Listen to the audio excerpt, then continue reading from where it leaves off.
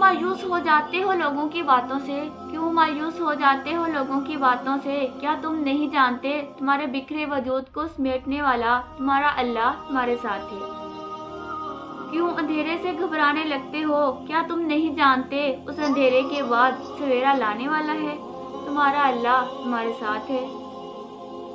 तुमने इतनी जल्दी क्यों हार मान ली? क्या तुम नहीं जानते बेबसी के बाद मदद करने वाला तुम्हारा अल्लाह तुम्हारे साथ है?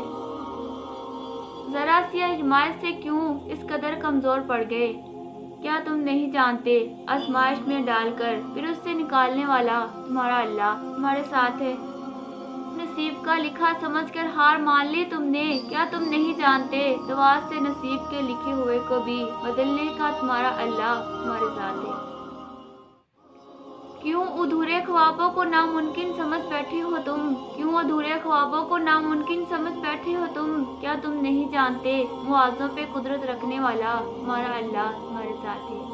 अल्लाह है ना, फिर क्यों परेशान होते हो? जिसने अब तक अता किया वो आगे भी करेगा। वो ही है मुआवजे करना जिसकी शान है। उस पर यकीन नहीं करोगे तो कहाँ जाओगे? देखो जो तवक्कल की राह पर चल पड़ता है ना, अल्लाह पाक उसके लिए काफ़ी हो जाता है। और तवक्कल ईमान का हिस्सा है।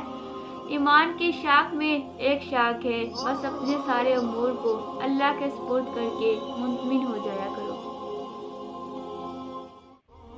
जिसके हाथ में तुम्हारा नसीब है वो मुआवजों का बादशाह है। उससे बेहतर कोई मनसिब नहीं। वो कहानी का रुख जब चाहे मोड़ सकता है। वो नसीब का हर लफ्ज़ बदल सकता है। वो जिंदगी का हर पहलू तुम्हारी चाहत के मुताबिक बना सकता है। तुम उसकी मान जाओ वो तुम्हारी मान जाएगा।